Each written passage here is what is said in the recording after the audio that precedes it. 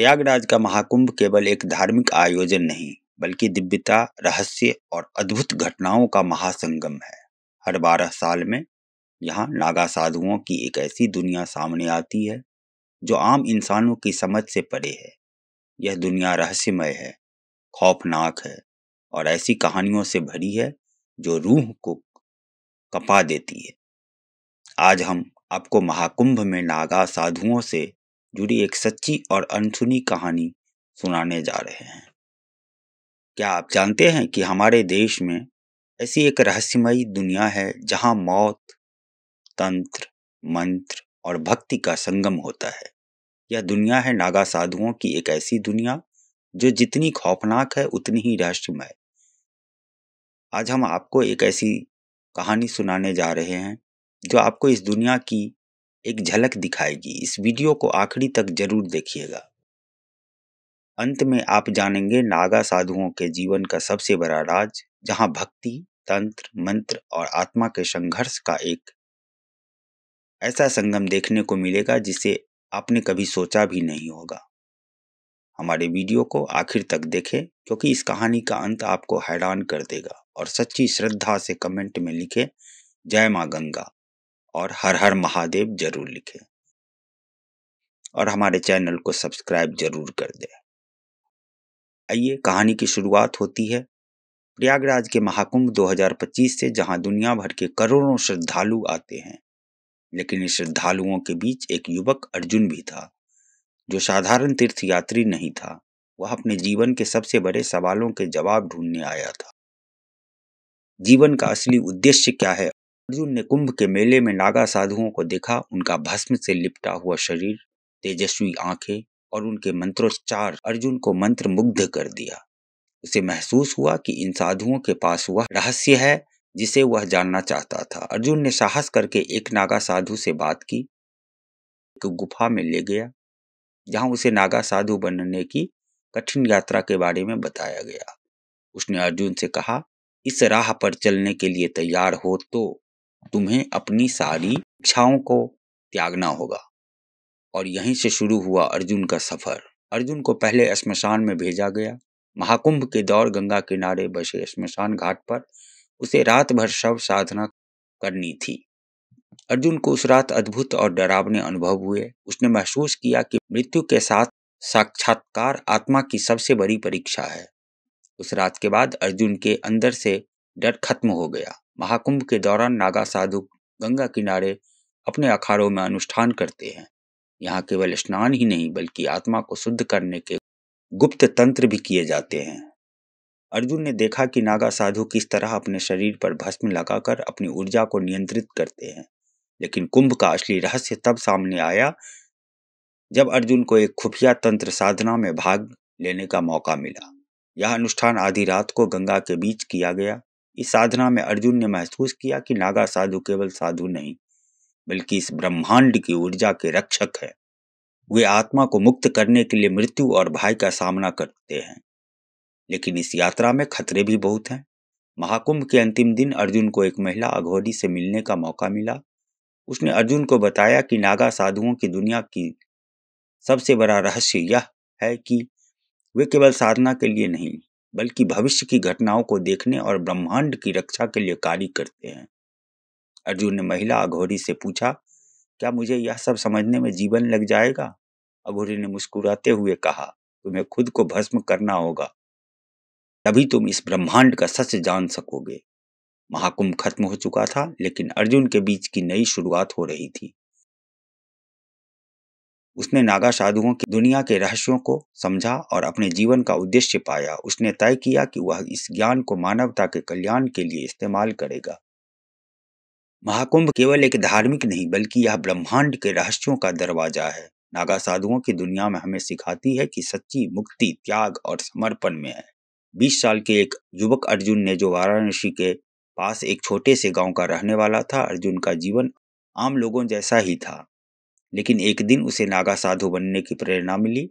उसने सब कुछ छोड़ दिया, घर परिवार और अपनी पहचान। लेकिन नागा साधु बनना इतना आसान नहीं था। अर्जुन को हरिद्वार के कुंभ मेले में एक नागा अखाड़े के पास जाना पड़ा। वहां उसे बताया गया कि नागा साधु बनने के लिए पहले उसे अपनी सारी इच्छाओं का त्याग करना होगा। उसे शव साधना करनी होगी।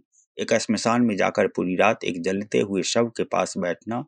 श्मशान घाट की उस रात ने अर्जुन की जिंदगी हमेशा के लिए बदल दी। उसने अपनी सबसे बड़ी परीक्षा पास कर ली, लेकिन यह तो बस शुरुआत थी। नागा साधुओं की दुनिया में कदम रखते ही अर्जुन का नाम बदलकर अघोरेश्वर रख दिया गया। उसने सीखा कि नागा साधु कैसे अपने शरीर पर भस्म लगाते हैं, अपनी इच्छाओं को त्याग कैसे करते हैं और तंत्र मंत्र के जरिए अद्भुत शक्तियां कैसे प्राप्त करते हैं।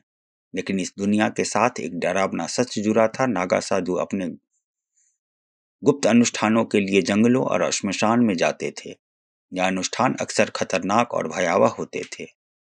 अर्जुन को बताया गया कि नागा साधुओं की असली उद्देश्य आत्मा की मुक्ति है, लेकिन इस राह में उन्हें कई खतरनाक चीजों का सामना करना पड़ता है। अर्जुन को नागा साधुओं के सबसे बड़े रहस्य के बारे में तब पता चला जब उसे एक अघोरी से मिलने का मौका मिला। अघोरी ने उसे बताया कि नागा साधु केवल साधु नहीं होते, वे इस ब्रह्मांड की सबसे बड़ी ऊर्जा के रक्षक होते हैं। वे जानते हैं कि मानव और प्रकृति के बीच संतुलन कैसे बनाए रखा जाए, लेकिन इस संतुलन को बनाए रखने के लिए उन्हें भूत, प्रेत, तंत्र, मंत्र और कई अनजानी शक्तियों से लड़ना पड़ता है। कई वर्षों तक अर्जुन ने नागा साधु के रूप में अपना जीवन बिताया। उसने देखा कि यह जीवन जितना अद्भुत है उतना ही खतरनाक भी है, लेकिन अंततः उसने तय किया कि वह इस दुनिया में रहकर ही मानवता की सेवा करके नागा साधुओं की दुनिया हमारे सामने एक ऐसा रहस्य लेकर आती है जो हमें सोचने पर मजबूर कर देता है। यह साधु हमें सिखाते हैं कि सच्ची मुक्ति त्याग और समर्पण में है, लेकिन यह राह हर किसी के लिए नहीं होती। अगर आपको इस वीडियो में कुछ सिखाया तो हमें हमारे वीडियो के कमेंट बॉक्स में जरूर बताएं और चैनल को सब्सक्राइब करना ना भूलें।